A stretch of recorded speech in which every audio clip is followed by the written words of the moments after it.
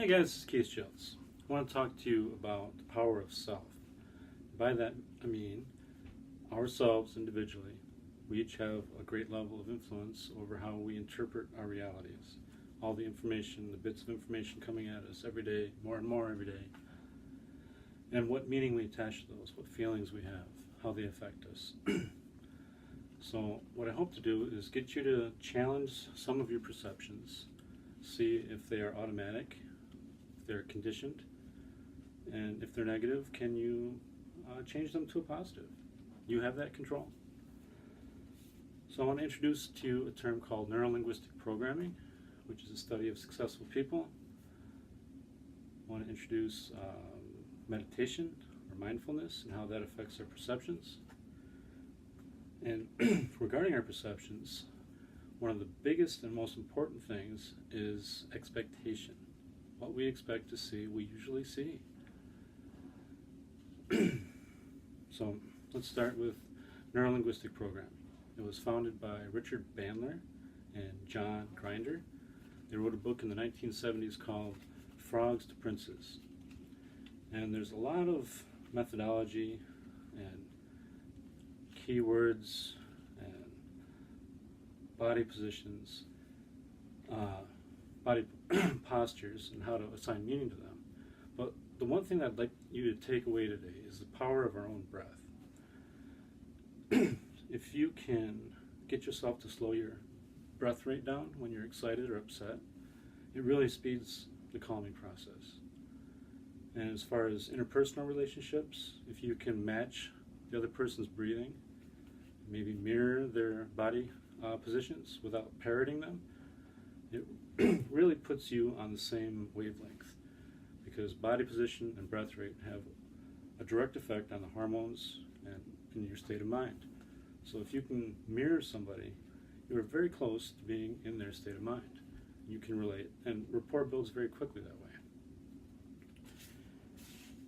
Now, meditation is mindfulness, and the whole point is to pay purposeful attention.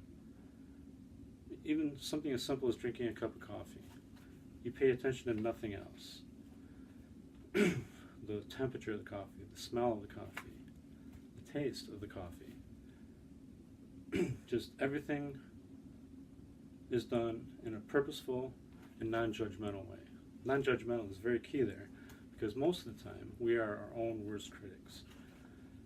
And if we can try to slow our minds down, we'll never stop the thoughts from coming. They always do. Even if they're critical, experience them. Acknowledge them for what they are and let them go.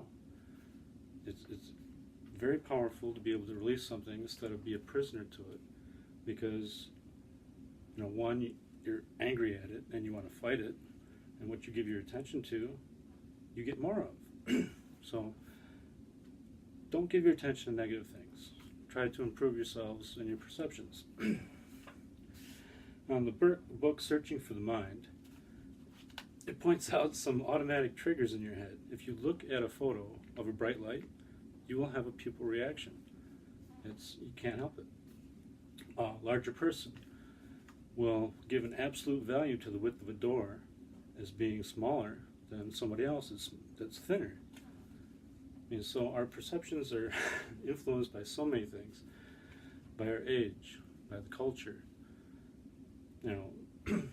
Say you could contrast the culture of Genghis Khan, which was a conquering, very violent culture, to the Jains that will do no harm to any beings.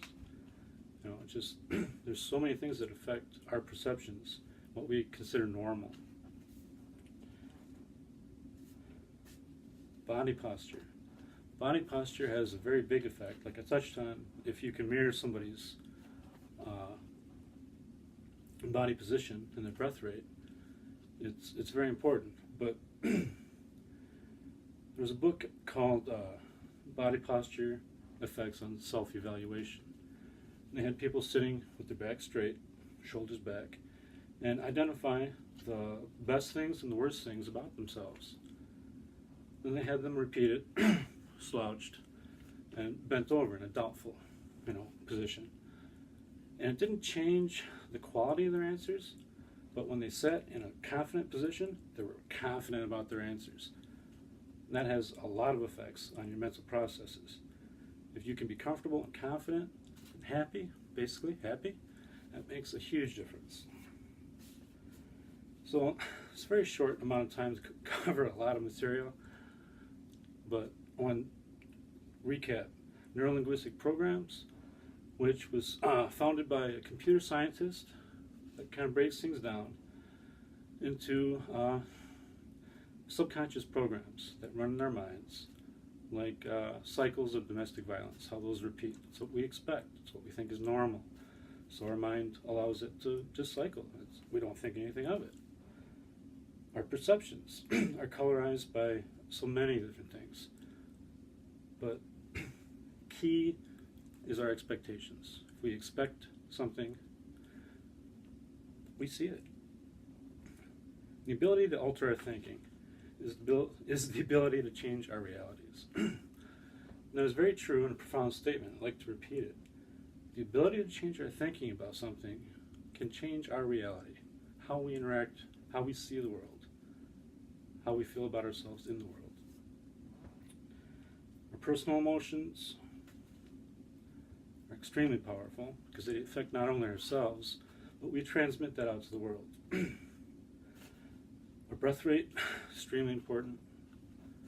Our words that we use, the words that we use are, there's people make careers out of marketing and using just the right words to elicit emotions and reactions from us.